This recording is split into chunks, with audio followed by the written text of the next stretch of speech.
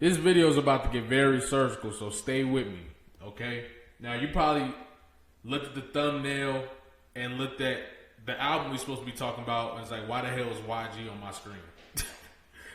It's because YG is the one that sparked the thought, okay?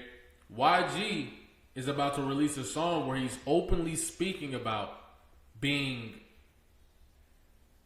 assaulted by an older woman.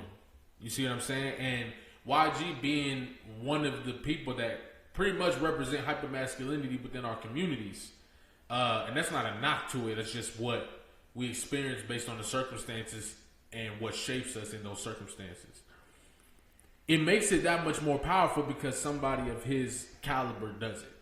And it allows so many more other people to open up and be real with their emotions and be open to their emotions and connect with situations that their belief systems didn't allow them to see as trauma.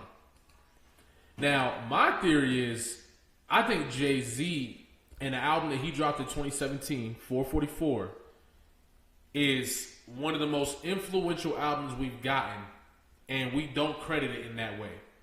And I think that throughout this video, as I break it down, we'll start to recognize the true impact of this album. Without this album, bro, hip-hop looks completely different today.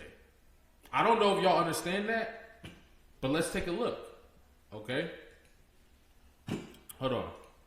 So first and foremost, I want to give y'all like a little breakdown. When I first heard this album, this is 2017, so remember I was like 18 years old. I liked it, but it didn't really I didn't really fully understand it. You see what I'm saying? As I got older, I started to understand it more. But as a teenager, I was already in the mindset of like, you know, black empowerment and all these different things. My idea of it is way broader now, but yeah. And this album was good to me, but I didn't really recognize how incredible and how powerful this album really is, okay?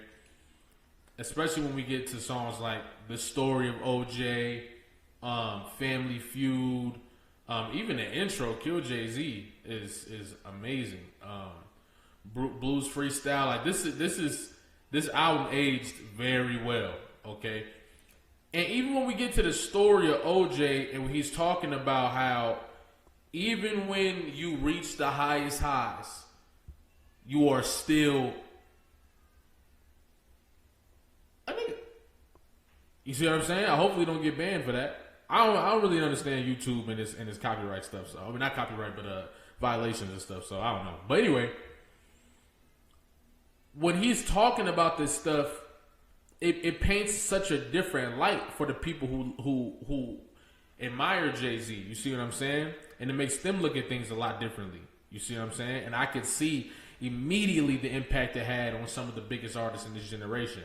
And not only that, he talking about giving a whole lot of financial advice that some people will say, oh, it's not that big of a deal. But when you coming from the projects and your brain's not even really thinking on that type of level, this could be the Kickstarter to what you move and believe in the future. You see what I'm saying? And we got albums like KOD, you know what I'm saying, where Jay-Z in this album is talking about the finances and taxes and all these different things, and then this is a huge theme in J. Cole's album. It's taxes and all this different stuff. You see what I'm saying? And it seemed like he made this album for, you know what I mean, the grown folks. You know what I'm saying? Not saying he didn't do that before, but I definitely think that KOD was inspired by 444. You see what I'm saying? But forget all that. Let's talk about this. Without 444, we don't get the story of Adidon. Without 444, the story of Adidon can't exist. Now, you might think I'm saying that just because of the beats. But no. Jay-Z setting the narrative, the future narrative for black celebrity and black representation in celebrity, and recognizing that there is a difference between us and the other people who operate in this industry who do not identify as we do. This allows the story of Adidon to hit harder Because when you post a picture of Drake in blackface, which is, I'm so mad because in my last video, on my video a few years ago, how I became a Drake hater, I completely forgot about this part. You see what I'm saying? And that's why you shouldn't before you shoot videos. But without 444, this doesn't happen. This doesn't happen, bro. And the attacks that Pusha T has for Drake will work, but they're not as powerful without 444 coming out. You see what I'm saying? And you got to remember, this is during the time of the you know, we had the BLM stuff going on, and To Pimp a Butterfly, which is, you know, this is the counter effects of To Pimp a Butterfly, which shows how impactful To Pimp a Butterfly is. But without 444, this track does not land as hard as it did. You see what I'm saying? I think it does work regardless, but you don't get the beat. The story of OJ was already like a basis for this, for him to not leech off of, but to step off of for his diss track, because it all falls within the same guidelines. And this is when I knew like Drake was in a position where he had moved on to pop, because he was still able to move forward after this. You see what I'm saying?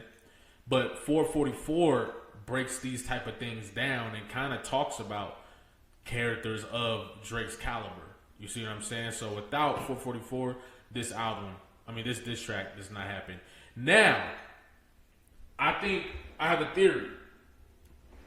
I believe Mr. Morale and the Big Steppers is just Kendrick's 444.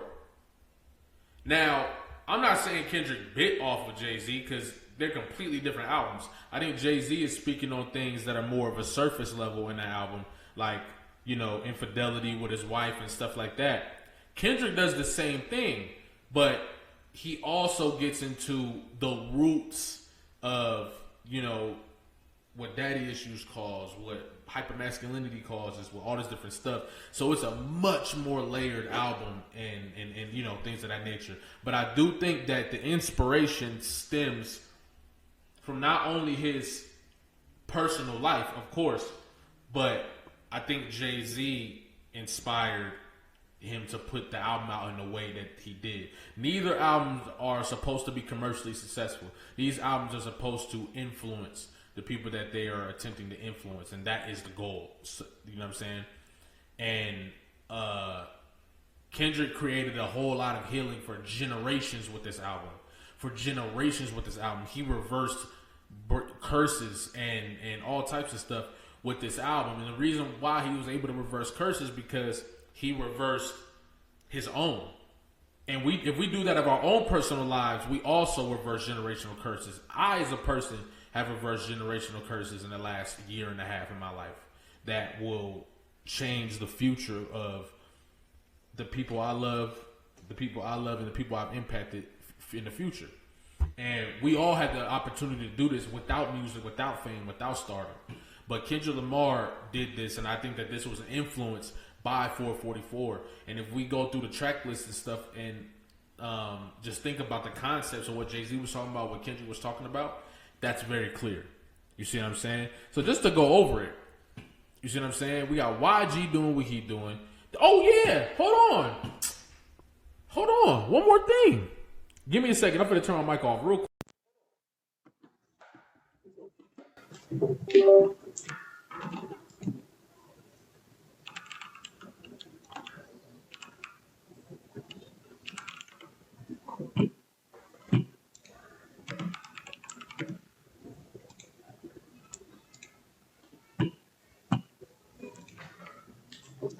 Hold on.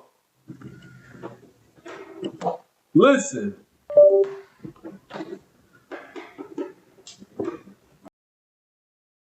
Why don't he just edit his videos? I'll probably start doing that soon, but this just feels more authentic. You see what I'm saying? But bro, without 444, we don't get Chromacopia.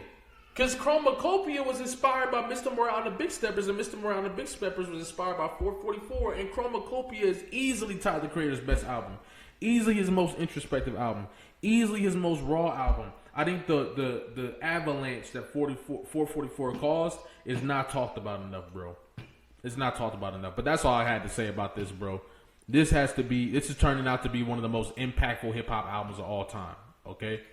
Also, I also make deep, powerful music, and I think you would enjoy the vocal cords of Broken Woman. That's on my YouTube channel, and the reason why I say that is because people love it for the same reasons that I just been talking about 444 and stuff like that. It's because it's raw. It's a true story. You love storytelling, like Brenda's Got a Baby, and this is raw, and this is for, you know what I'm saying, also to help break generational curses. So check this out. It's only 3 minutes of your time. Appreciate you. Love you. Thank you everybody that's streaming this on all platforms, checking out my music. Jalopy Bungus on all platforms. Love y'all. Follow me on Twitter and Instagram at sir_Bungus. And yeah, love y'all. Like, comment, subscribe. Stay tuned for the next video.